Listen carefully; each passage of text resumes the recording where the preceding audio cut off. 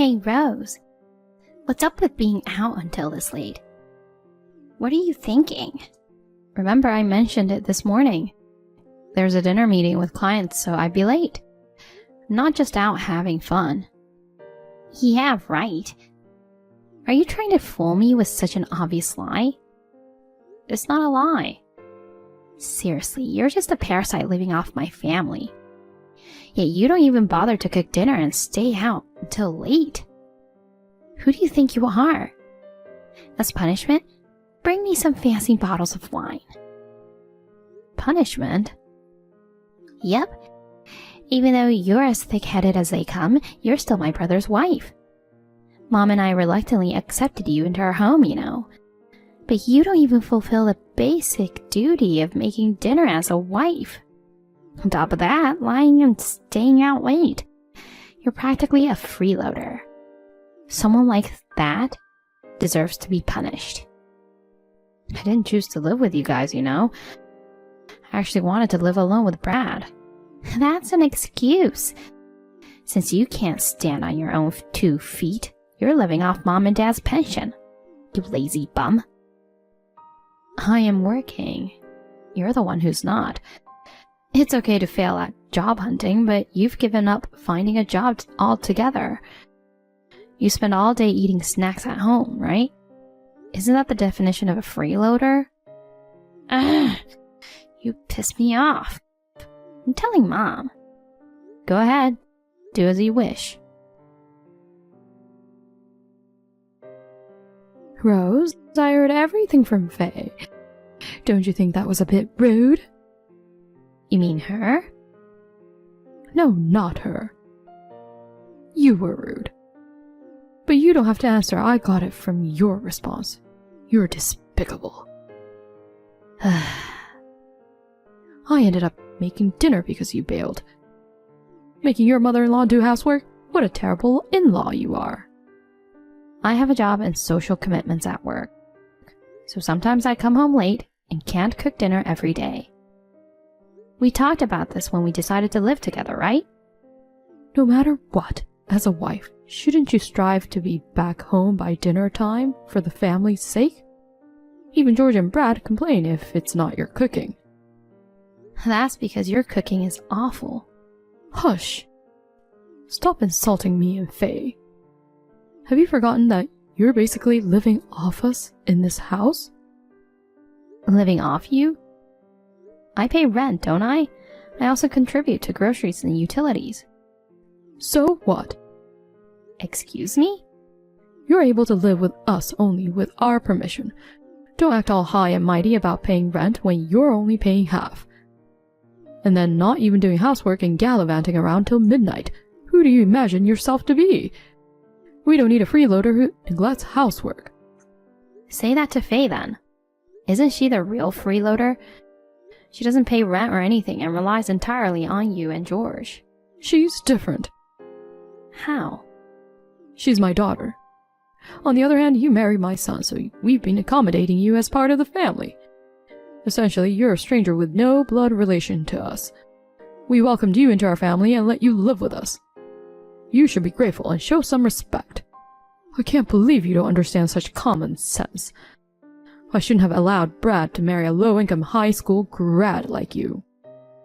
Is that low-income high school grad a comment also from Faye?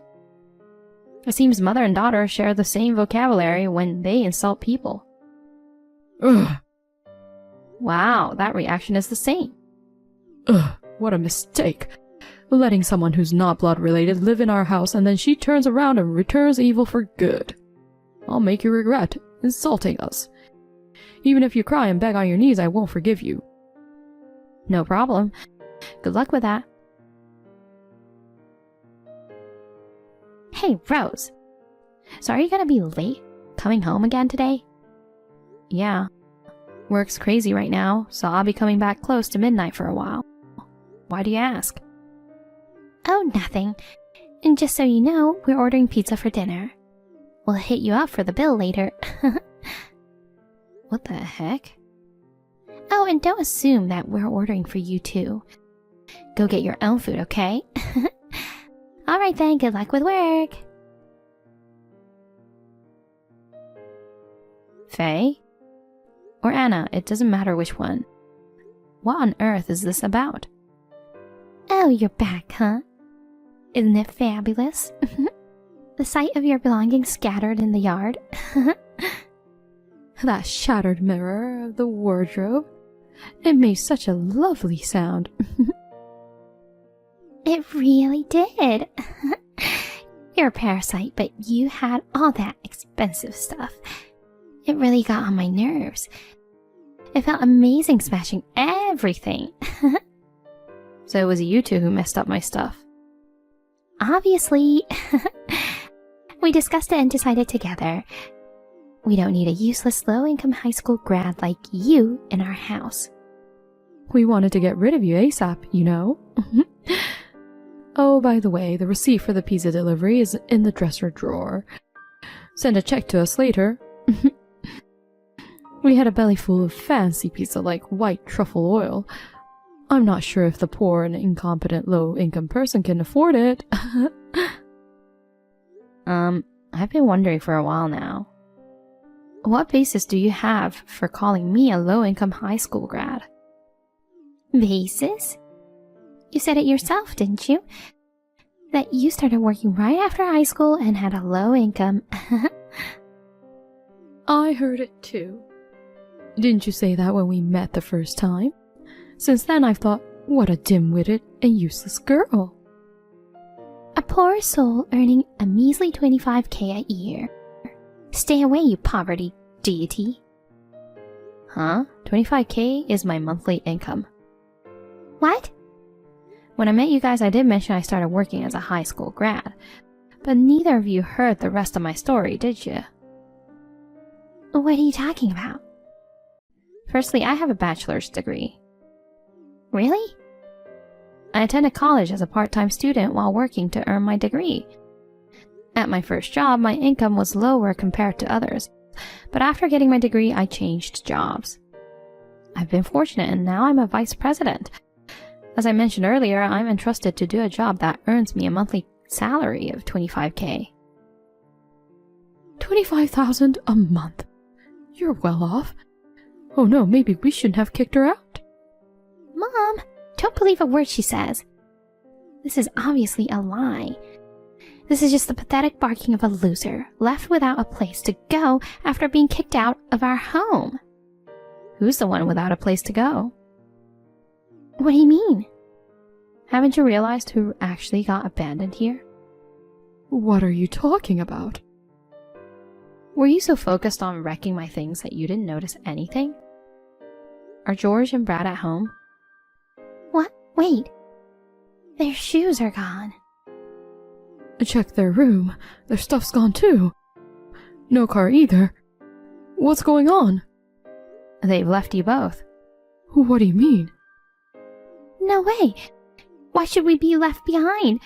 You're the one who should disappear from this house. You acting all high and mighty for someone who's not even related by blood. That's right. You were able to live here thanks to us.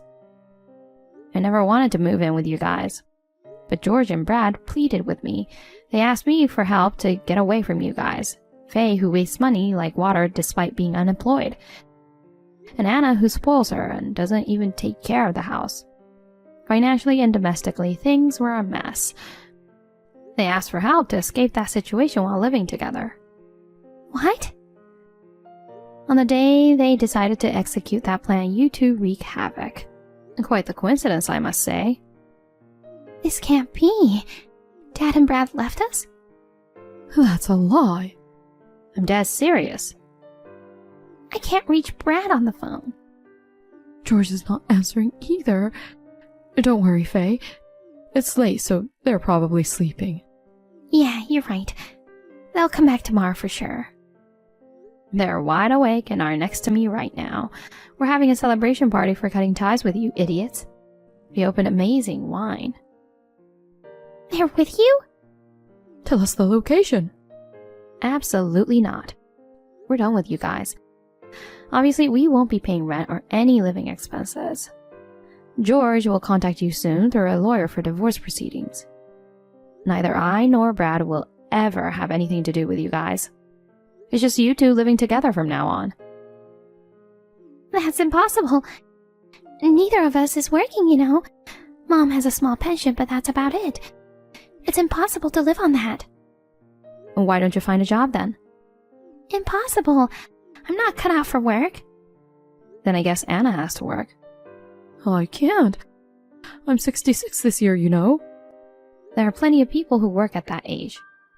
It's impossible. I've never worked before. I got married right after graduating from school.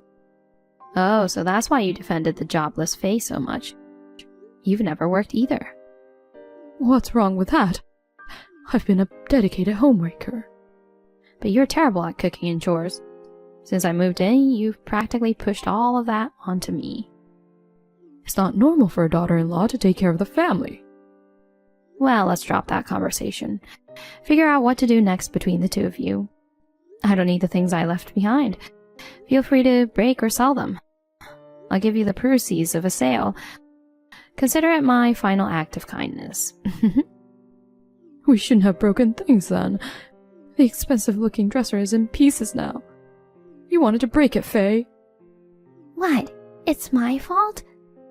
You were the one who suggested throwing stuff out the window. But it was you who actually threw it. I'm too old to lift heavy things. You told me to do it.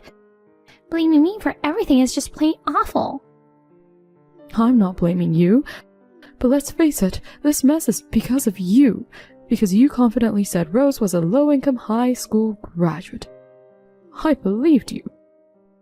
You're at fault too, Mom. Why are you pointing the finger at me? I can't believe it. If you had been working, this wouldn't have happened. If you had been doing the housework properly, this wouldn't have happened. You guys can argue all you want. I'll excuse myself. Apparently, the finger pointing between the mother and daughter continued until the early hours. When the divorce went through, they finally felt the heat, so they decided to start working. They sold off some furniture, used that money as a capital, and found part-time jobs, but their first ever employment was a disaster. They got fired and ended up borrowing money just to cover living expenses. And get this, Faye tried to send her mother to the other side for insurance money by putting bleach in her juice. But of course, she got busted and it turned into a big fight. They even tried robbing a bank together, but got caught immediately and arrested. They're currently reflecting together behind bars.